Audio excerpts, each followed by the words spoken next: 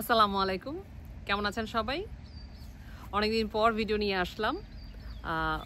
চাকরির পরীক্ষার্থী যারা, বিশেষ করে যারা চাকরি খুঁজছেন, এই সময়টা আসলে আমি সবসময় বলি যে আসলে বেশ কঠিন একটা সময়।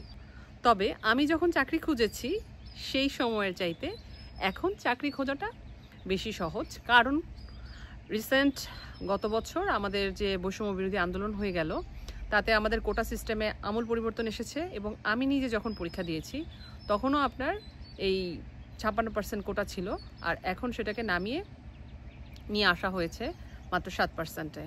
তো এটা আপনাদের জন্য আসলে একটা বিশাল সুযোগ। এই সুযোগটাকে যদি আপনারা কাজে লাগাতে না পারেন তাহলে সেটা দুঃখজনক। এবং যারা আসলে এই মুহূর্তে আগে থেকেই কিছুটা পড়াশোনা করে রেখেছেন তাদের জন্য চাকরি পাওয়াটা এখন তুলনামূলক সহজ, কারণ আপনার প্রিপারেশন অনেকটা আগানো। আর যেহেতু আপনি অলরেডি পড়াশোনা করে ফেলেছেন এবং এখন আর একটু পড়াশোনা করলেই আপনি রেসে তুলনামূলকভাবে এগিয়ে থাকবেন। আর যারা আসলে নতুন করে আসছেন এই রেসে, তারা কি করবেন?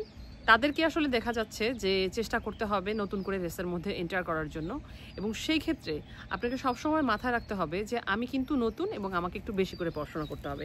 প্রথমে আমাদেরকে যেটা করতে হবে সেটা হচ্ছে একটা রুটিন করে ফেলতে হবে, এবং আপনি যেটাতে সবচেয়ে ভালো হয় আপনি সেটা দিয়ে শুরু করতে পারেন, অথবা আপনি যেটাতে সবচেয়ে খারাপ অবস্থা আছে পড়াশোনার সেটা দিয়ে শুরু করতে পারেন। এক্ষেত্রে সময়টা দেখতে হয় যে আপনি যে পরীক্ষাটা দিতে চাচ্ছেন সেটা কতদিন বাকি।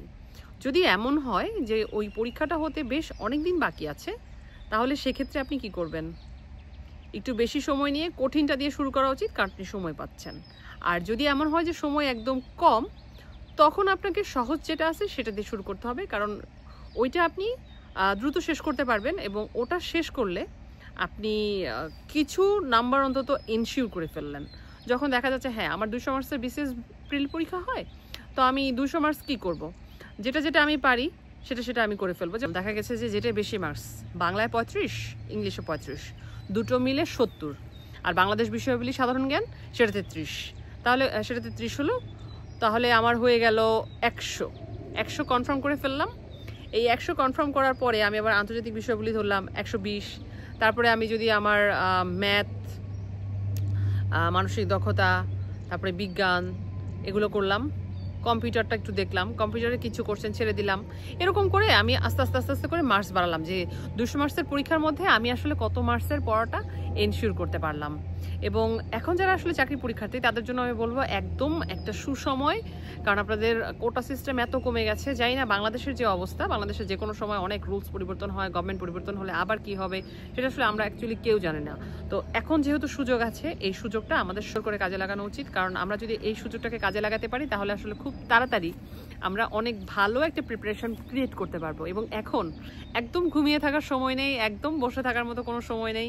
আপনাকে বেশি বেশি করে চেষ্টা করতে হবে যে আপনি যাতে খুব দ্রুত পড়াটা শেষ করতে পারেন। যারা এখন ঘুমিয়ে থাকবেন, এই সুযোগটা কাজে লাগাতে না পারবেন, আমি মনে করি যে তারা আসলে ভবিষ্যতে সাফার করবেন, কারণ আপনার সুযোগ তো সবসময় আসে না। তো সুযোগ যেহেতু এসেছে, সেই সুযোগটা আপনাকে কি করতে হবে? কাজে লাগাতে হবে। যে এখন একদম বাংলাদেশের সোনালী সময় চলছে, যারা চাকরি প্রত্যাশী, সরকারি চাকরি প্রত্যাশী যারা আছেন, বা ধরেন প্রাইভেট বিভিন্ন ব্যাংকে, ওখানেও কিন্তু পরীক্ষা হয়, হ্যাঁ। তো সেই ক্ষেত্রে বা আধা সরকারি যে চাকরিগুলো আছে, নিবন্ধন পরীক্ষা আছে, সবগুলোতেই এখন অনেক সুসময়ে আপনারা সেই সময়টা কাজে লাগান। এবং আপনাকে দিয়ে হবে না এটা আপনি কখনো চিন্তা করবেন না। আপনাকে সবসময় চিন্তা করতে হবে পজিটিভ, যে না আমি পারবো, আমাকে দিয়ে হবে না কেন, আমি আসলে সবার আগে সবচেয়ে সুন্দর করে পরীক্ষা দিতে পারবো।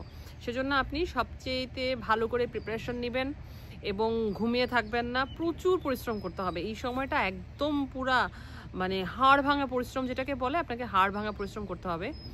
একটা কথা আপনি মনে রাখবেন, আপনি যদি চাকরি না পান তাহলে আপনার জীবনটা আরও অনেক কঠিন হয়ে যাবে। আর যদি আপনার ভালো কোনো ব্যবসার আইডিয়া থাকে, অন্য কোনো প্ল্যান থাকে, বাইরে চলে যাওয়ার প্ল্যান থাকে, সেটা অন্য বিষয়। কিন্তু যদি আপনি চাকরির প্রত্যাশী হন তাহলে ভালো করে পড়ুন এবং এই সুযোগটাকে কাজে লাগান। আল্লাহ হাফেজ।